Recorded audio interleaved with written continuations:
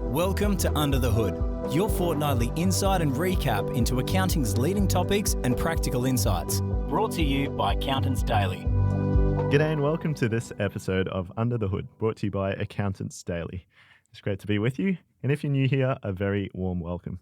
My name is Carlos C. I'm a graduate journalist with Accountants Daily, and I'll be your host for today's episode. Today I'm joined by Robyn Jacobson, Senior Advocate at the National Tax and Accountants Association. Robyn's role is a key advocacy contact representing members in NTAA's engagement with government, regulators and other key stakeholders. Robyn champions improvements to our tax system and is an avid tax advocate, webcaster, presenter, columnist, social media commentator and host of NTAA's podcast, Tax Tales. She's regularly quoted in the media. With over 30 years in the profession, her career spans public practice, tax training and advocacy. Robyn is also a fellow of NTAA, CAANZ and CPA Australia and is a chartered tax advisor of the Tax Institute. Robyn, welcome to Under the Hood. It's great to have you back in the podcast. Carlos, it's great to be here. There's a lot going on.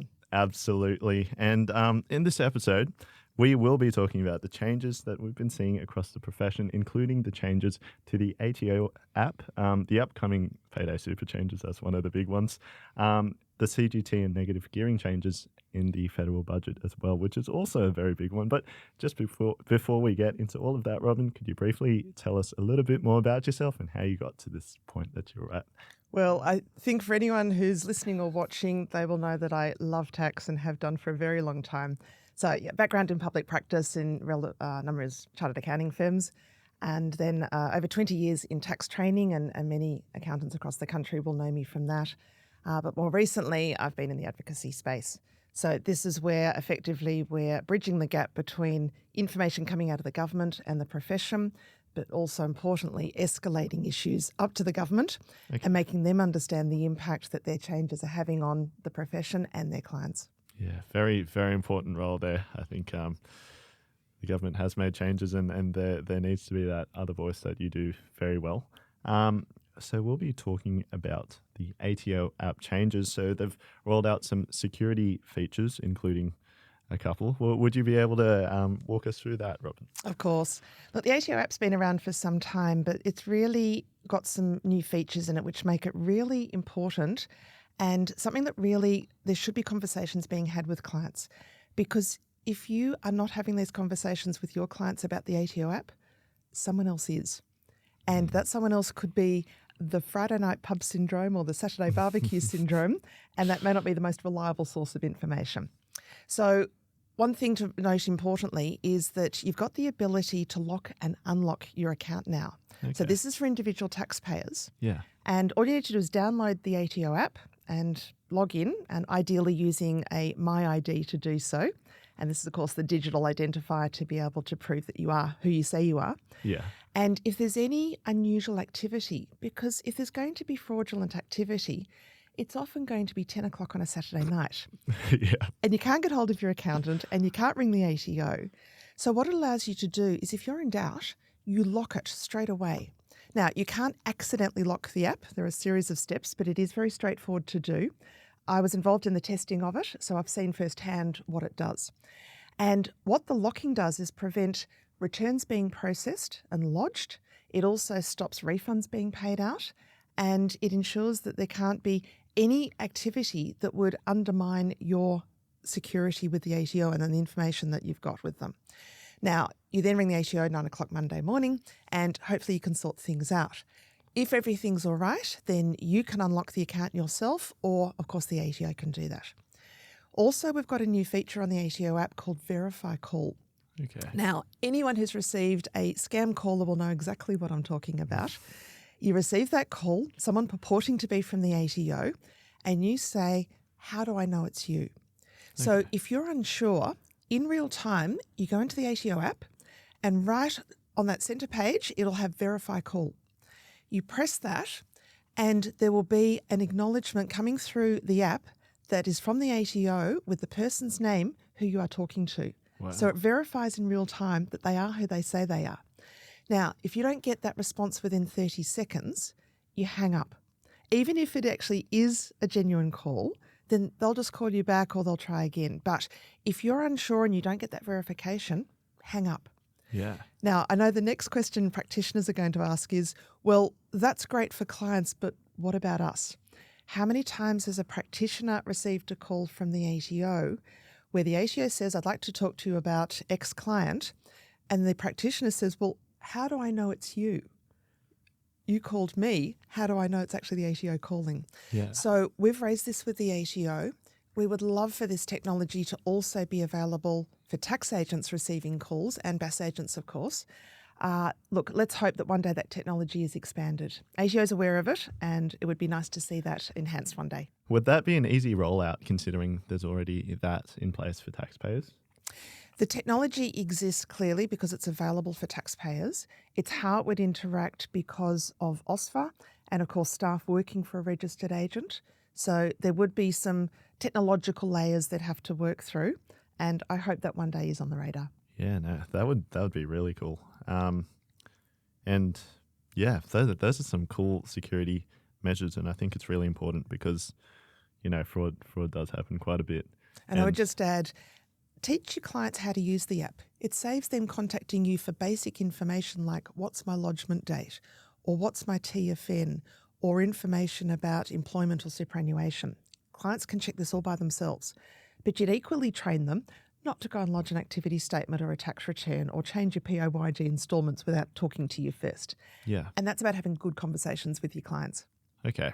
Yeah, no, that would be pretty useful considering if your client just keeps calling you up for the smaller things, it can all be done in the app. That's right. Yeah, amazing. And in terms of Payday Super, that's another thing that's coming up soon. And there's the announcement of the closure of the clearinghouse as well. And that's going to impact a lot of small businesses considering the costs that come in. Could you walk us through your thoughts on all of those updates? Of course. So I've been involved in the Payday Super working group for 3 years now. So since the inception of the policy, and of course we're about to see this rolled out in July, 1st of July. The first thing is you need to get ready. Now, if you've not yet started that process, gosh, you're leaving it very late, but it is important to make sure you're ready, your clients are ready, and that means looking at cash flow. It means preparing for the increased frequency of paying super. It means making sure systems have been updated. Now, that is, of course, waiting on the digital service providers, and they'll be providing their various updates in the course of the period ahead. But it's understanding what the new rules look like. And this is much more than just paying super more frequently than perhaps an employer has been. This is about a whole rewrite of the way the superannuation guarantee charge is calculated, how it's imposed, and of course the ATO is going to have much, much better data to identify when employers are not doing the right thing. Yeah. And what's driven this policy is that there is now a superannuation guarantee gap of over $6 billion. Wow. Now this is per year. For many years it was around $3 billion a year of super not being paid. The latest figures we have are $6.2 billion. Right. And that's a phenomenal amount of money that is not being paid into working Australians' superannuation accounts. And you think of a 20-year-old and 40 years of not having that money in their super and the compounding effect. So that is what's driven this policy. Many may say that it's a huge impost on small business, and no doubt there are going to be some cash flow challenges. Yeah. But it is law. Everyone has to comply. There are no carve-outs. There are no exceptions. And we don't have any legislated transitional rules. So we do have the ATO's position, and it's in PCG, that's Practical Compliance Guideline, 2026/1. Yeah. And that document sets out the ATO's compliance approach. Now, it's important for everyone to understand that a PCG doesn't say we won't apply the law. It's how the ATO will allocate its compliance resources to work out who are the most at-risk employers of doing the wrong thing. Right. So I won't go through all the detail. People can go and look at that themselves. But if you're in the green zone as opposed to the red zone that's the most high-risk, high-profile employer that we're going to focus our attention on. They are not going to be directing their resources at the green zone employers. Now, this is basically someone who makes an effort to get it right, and it could be a few days late, particularly as we transition into the new regime. Yeah. But if you make every effort to pay it on time and it gets there a few days late, the ATO is not going to be imposing SG charge assessments for 26-27. Now, the gloves are off on July 27 as we move into the 28 income year because that compliance approach at this stage ends on June 30, 2027. In relation to the Small Business Super Clearinghouse, this, of course, has been a free service available to small employers. It ends at 11:59 p.m. on the 30th of June this year. That is a hard close. It is being decommissioned. So not only will you not be able to pay super for the June quarter in the first 4 weeks of July like we ordinarily would, you will not be able to access your account or your data. The user access will stop. So what is most important is throughout the month of June, small business employers who currently use that clearinghouse will need to log in and access and download reports. There are ATO instructions on their website that run you through how to do this. This is absolutely crucial because it will be a hard close. And I can foresee there'll be some employers who wake up on the 1st of July and go to pay their super or go to get access to the account and are incredibly frustrated by the fact that access is denied. And they'll say, no one told us about this. It has been well publicised, but I guarantee some employers are going to miss the memo. There is no alternative other than sourcing a commercial alternative, meaning you either have to put in your own Payday Super software and manage the superannuation yourself, or you'll pay a tax agent or a BAS agent to manage that process for you. Either way, it is going to cost money that currently is a free service, and there will not be a replacement offered by the ATO. You need to source a commercial alternative. That seems to be quite a lot of burden being put on small businesses. But if we think back to what happened with single touch payroll, very similar. The ATO didn't provide a single touch payroll software solution on its website. Every employer was forced to go out and source a commercial provider to provide that software to enable it to meet its obligations. You heard it first from Robyn Jacobson, Senior Advocate at the NTAA. You've got to get ready for the closure of the Small Business Clearinghouse and Payday Super. You're listening to Under the Hood, an Accountants Daily podcast. We'll be right back after this break. Welcome back. You're listening to Under the Hood, an Accountants Daily podcast. My name is Carlos C. I'm a graduate journalist at Accountants Daily, and I'm speaking with Robyn Jacobson, Senior Advocate at the National Tax and Accountants Association. We were just speaking about the looming Payday Super changes and how small businesses need to get ready because the Small Business Clearinghouse will be shutting down on the 30th of June at 11:59 p.m. So, Robyn, you said that businesses need to download all of their reports and make sure they have that on file because it's a solid deadline, so there'll be no recovery. But we'll be speaking about the federal budget now, which released on the 12th of May. Now, the CGT changes and the timing of the negative gearing changes are one of the most pertinent and most spoken about changes. What are your thoughts, Robyn? Look, it's dominating the airwaves, and we're a few weeks on from the budget and the noise is not easing up. So normally after a budget, after a week or so, people lose interest and move on, but not with this budget. And I think this is the biggest budget that I've seen in over 25 years. So the negative gearing changes. This is all about stopping negative gearing from 1 July 2027. Now, anyone who has an existing property that was held on budget night is not affected by these changes. So we call that grandfathering. But anyone who buys a property after budget night, they can still negatively gear that property until June 30, 2027. But then from 1 July 2027, no more deductions for negative gearing losses. So it doesn't mean that the amounts cannot be claimed ever. You just can't claim those amounts against your other assessable income. So a negatively geared loss would be carried forward and could only be offset by rent from residential property or capital gains on the sale of residential property. Okay. So there is a major exception, and that is for new builds. Yeah. And so if you want to buy a new property, and I don't mean new for you, but brand new build, then that is something that is going to be eligible for negative gearing. But importantly, a new build must increase supply. So it's not good enough to simply knock down a dwelling and put another dwelling up. It would have to be either vacant land and then you build a dwelling, or you knock down a house and you build a duplex or a block of apartments. Right. So it has to increase the number of dwellings on the property. In terms of the new building of properties, that's to address the housing crisis, right? The negative gearing is designed to address first home buyers who are having enormous difficulties getting into the property market. But the interesting point is, if new builds are going to be exempt, then investors are going to be drawn towards new builds. So when you've then got a property that is a new build that is on the market, the first home buyers are going to be competing with very established and deep-pocketed investors. So I'm not convinced that this is actually going to help first home buyers from that perspective, but that's what it's designed to do. Now, separately, we've got the CGT changes, which again are being framed as trying to help first home buyers get into the property market. Yeah. But what is angering so many people across the whole economy is that this seems to go beyond simply residential property. The CGT changes, unlike the negative gearing changes, will apply to all CGT assets. So whether it be shares or cryptocurrency or ETFs or businesses, they similarly will have the same CGT changes as anyone involved in residential property. And of course, other types of property will be affected too.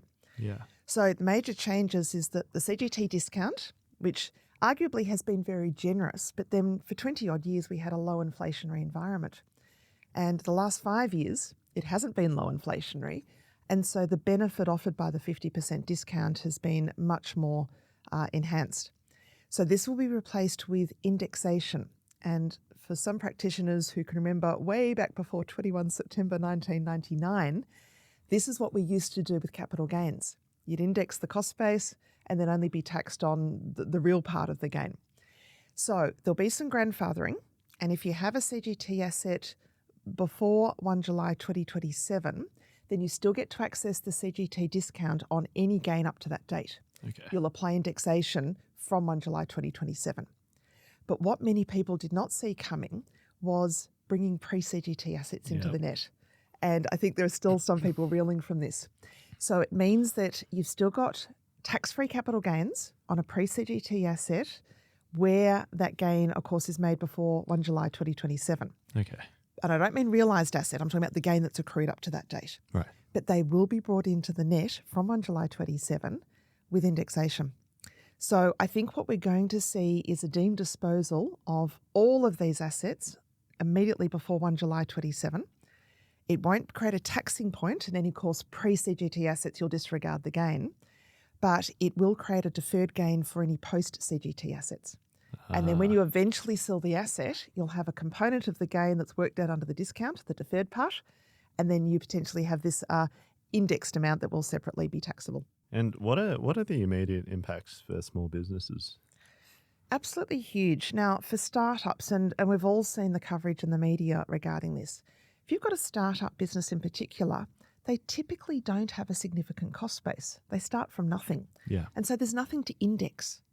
And so that's why there's been all this opposition to the policy and how there should be some sort of carve-out. Now, there is now talk, and as of the time of recording, we've not yet seen any definite policy shift on this, but there's certainly talk as high as the Prime Minister level that they will do something to address the concerns for startups and potentially small business. Yet to see the detail on that. It will add complexity. It's also going to require a whole rethink about the way we invest and what we do, because again, there will not be any changes for buying new residential property. So for example, going back to that new build concept, you'll still be able to apply the 50% discount if you want to. Alternatively, you can use indexation. Yeah. So this is an interesting a choice that adds complexity to the system. And without going through them all, I've counted at least 7 different ways that we calculate capital gains, 7 different discounts, if you like, depending on when the asset was acquired, when it was disposed of, and what type of taxpayer. Wow. This does nothing to simplify the system, and it does everything to add complexity. Very complex system. You've heard it first from Robyn Jacobson, Senior Advocate at the National Tax and Accountants Association. You're listening to Under the Hood, an Accountants Daily podcast. We'll be back with you in just a moment. Welcome back. You're listening to Under the Hood, an Accountants Daily podcast. My name is Carlos C. I'm a graduate journalist with AccountantsDaily, and I'm here speaking with Robyn Jacobson, Senior Advocate at the National Tax and Accountants Association, and we were just speaking about the complexity of the CGT changes and how there's the pre-CGT changes that have come in, and then we also spoke about negative gearing and how it's all sort of made things complicated. You did previously speak about the 7 discounts that you calculated and how it doesn't help at all. But now we're going to go into another change that's been made in the budget, which is the 30% minimum discretionary trust tax. And I did write something about how it's really impacting bucket companies and it's disincentivizing the corporate beneficiaries. What are the impacts that you're seeing to small businesses, Robyn? All right, this is huge, and this is where all the noise in the profession is. It's also the area that we least understand, given the few lines in the budget papers to explain the policy. What we do know is that from 1 July 2028, so a year after the negative gearing and CGT changes kick in, there is going to be a minimum 30% tax of discretionary trust income. Now, first thing is, we're yet to understand what a discretionary trust is. And if indeed they adopt the definition out of the trust loss measures, which actually doesn't talk about discretionary trusts, it talks about fixed and non-fixed trusts. Right. And there's barely a fixed trust in the country. So my concern at the moment, just on that point, is we're yet to understand whether the vanilla unit trust that is mainstream for SME business structures right across the country could in fact be deemed a discretionary trust for this purpose, and could that also be subject to this tax? We don't know that yet. Okay. But let's just work with the standard discretionary trust for the moment. There's been a very typical common structure where a business will be run through a discretionary trust, and then to park profits until they are later drip fed down to ultimately the individual stakeholders, we use a corporate beneficiary, also known as a bucket company. Now, the government has made it clear that where the 30% tax is paid by the trustee, if you are a non-corporate beneficiary, so another trust or an individual, you'll get back a non-refundable credit for the tax paid by the trust. And then obviously if you're at 47% rate, you just top up on top of the 30% tax that's already been paid. Yeah. If you're less than that, you don't get back a refund of the excess. But for corporate beneficiaries, they don't get any credit, whether refundable or non-refundable. Now, on the numbers that I have calculated, and on this point we're unclear, so let's say at $100 of trust income, $30 tax paid by the trustee, leaving $70. We don't yet know whether the corporate beneficiary that becomes entitled to the trust income would pay tax on $100 or $70. If it's $70, by the time we feed that out to a stakeholder, so a shareholder in the company who's an individual, we are at 62.9% total tax.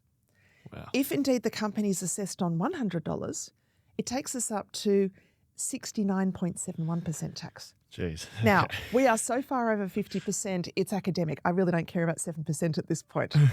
The point is they're being taxed to oblivion.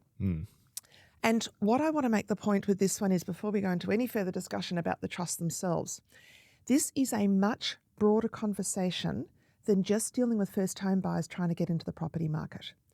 This is beyond negative gearing and CGT and a minimum 30% tax rate. Yeah. This is a fundamental shift. This is ideological about the way we tax income from assets versus income from labour. And right throughout the budget papers, it talks about equating to the tax paid by the average worker 30%. So we have the personal services income rules, and we all know that we've got to deal with the taxation of that. You can't alienate, and you can't simply park that in a company, not pay tax at your rate. Of course, yeah. What this is fundamentally doing is taking income from business and income from investments and saying this should not be split, and it should be taxed at least the 30% rate. Now, if it was just about equating to 30% rate or even the 47% top marginal rate, that would be one thing. But corporate beneficiaries, to have this ultimate taxation take at nearly 70% is a complete overreach. And this is being done without consultation to date. Now, we'll talk about consultation shortly. Yeah.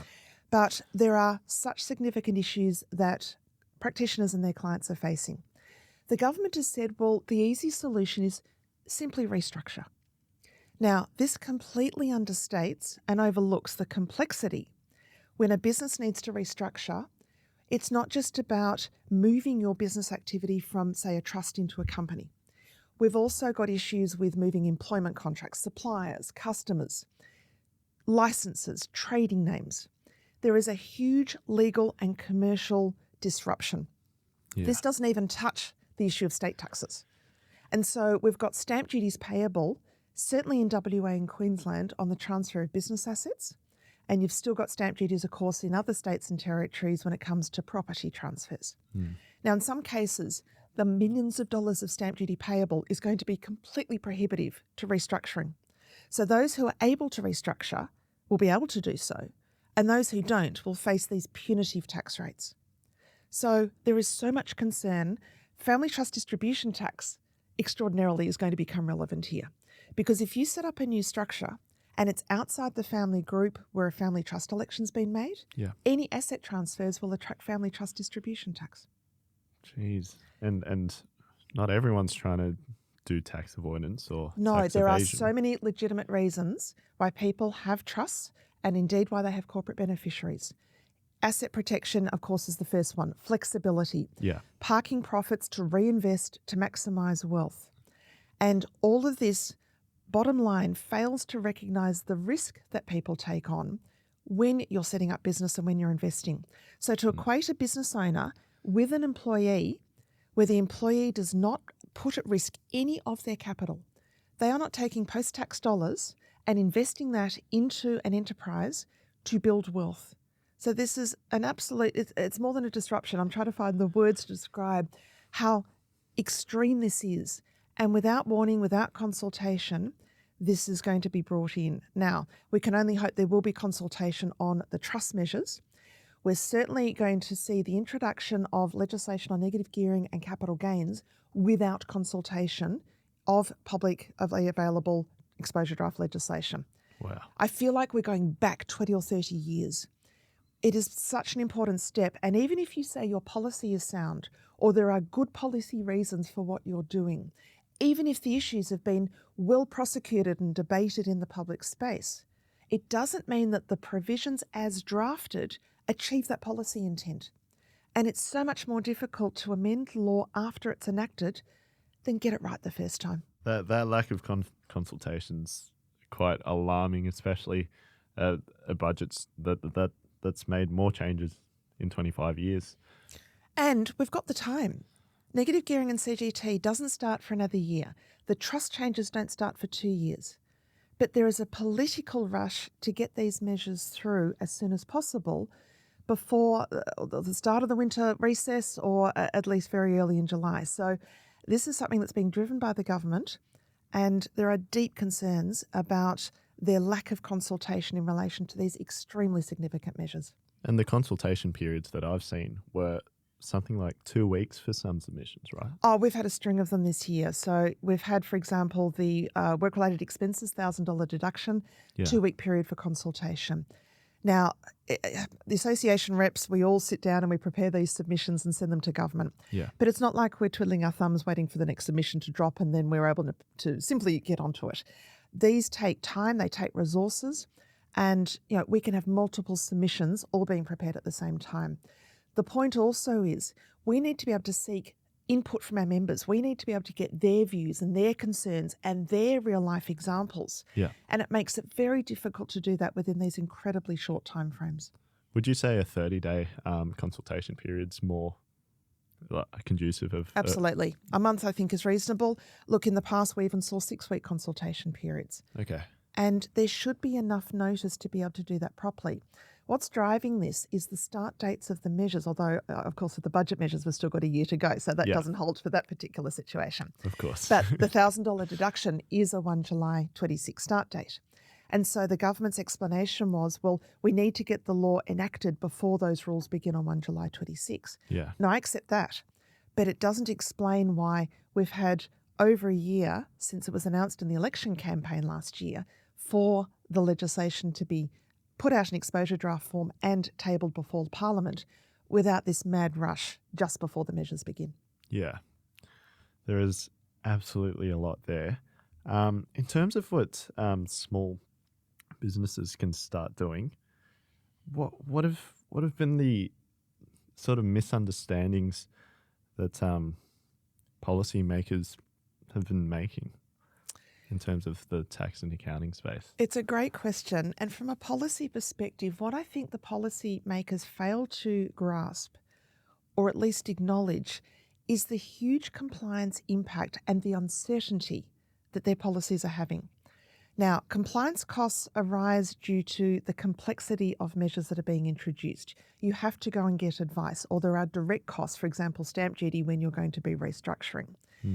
But the uncertainty arises when we get significant delays from the date of an announcement of a policy to when it's finally law. Yeah. We still have measures, the announced but unenacted measures, dating years back. For example, the corporate tax changes go back to 2018. So we're, 8 years on, and we're still waiting for certainty on that. The individual tax residency rules, the Division 7A reforms. So uncertainty comes from very long delays.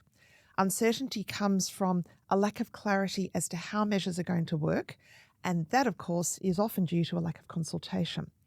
So in terms of what policymakers could do better is engage with key stakeholders before they draft legislation, engage with them when it is publicly available for discussion, and, of course, the Senate inquiry process, make that as transparent as possible and not confine it to days or even hours for that matter.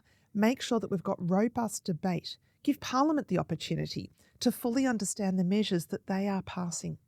So, for an example, we've got the instant asset write-off. Now, Carlos, this is one of the small gems in the whole budget. Yep.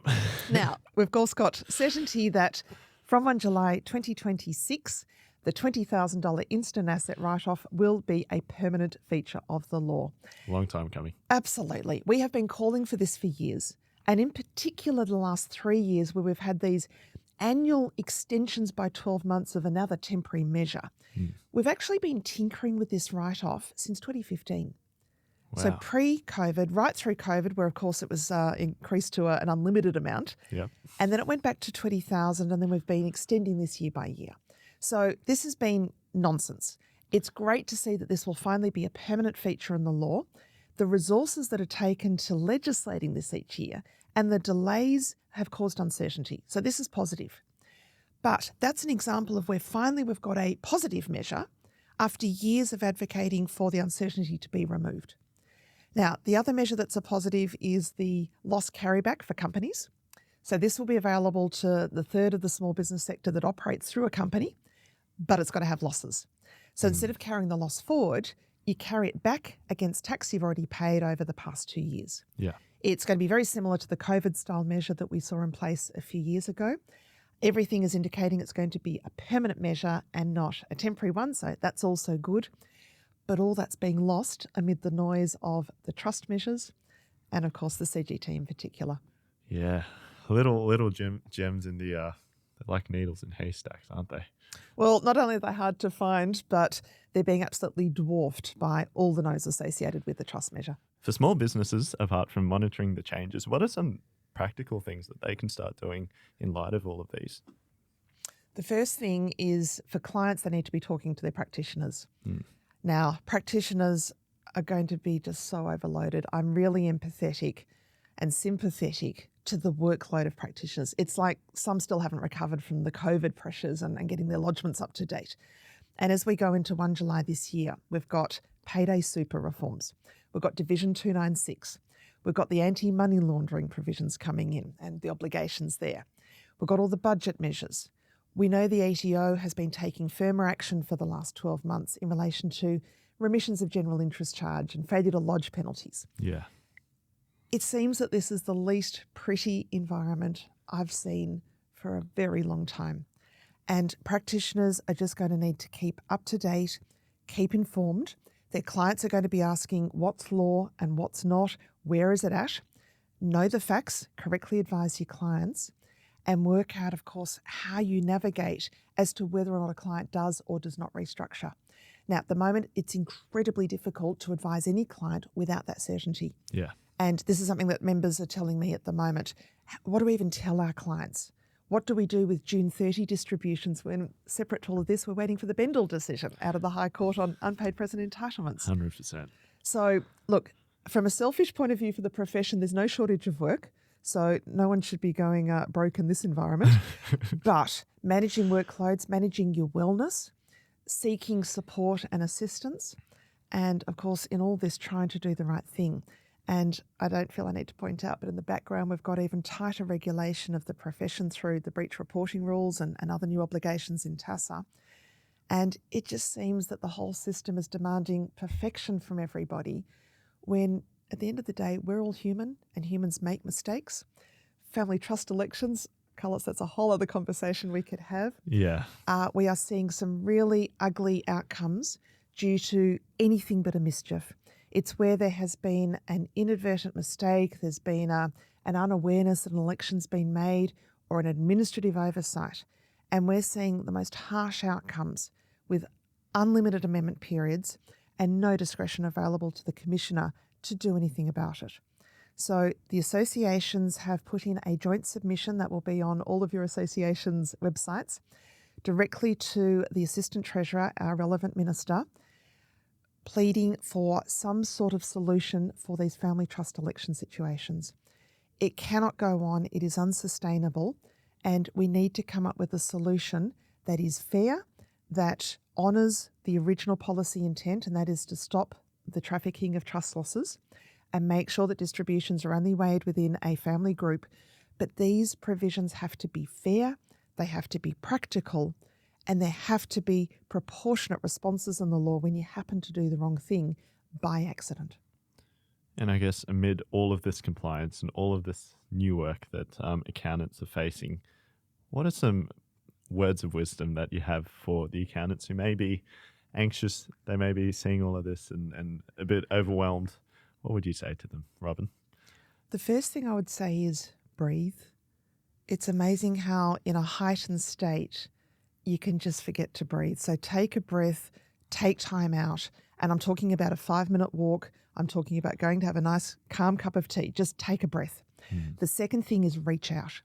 Reach out to a friend, reach out to a colleague, reach out to your professional association.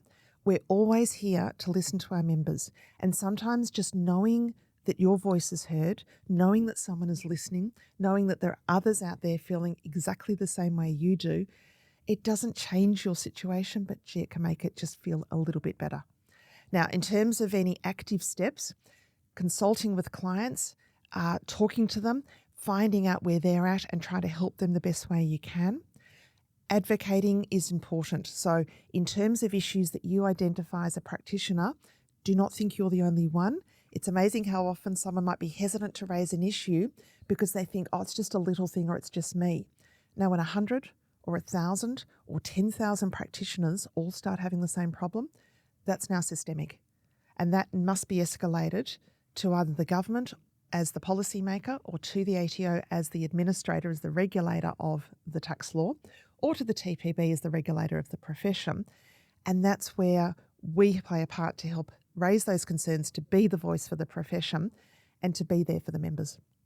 Robyn, you have a very important voice to the profession. Thank you so much for your time, and thank you for joining me on Under the Hood. Thank you. It's been a pleasure, Carlos. And thank you so much for tuning in. You're listening to Under the Hood, an Accountants Daily podcast. If you made it this far, I really appreciate you staying with us. Please send through any thoughts, questions, ideas, or suggestions in the comment section below, and I'll be with you in the next one. Bye. The information featured in this podcast is general in nature and does not take into consideration your financial situation or individual needs and should not be relied upon. Before making any investment, insurance, tax, property, or financial planning decision, you should consult a licensed professional who can advise whether your decision is appropriate for you. Guests appearing on this podcast may have a commercial relationship with the companies mentioned.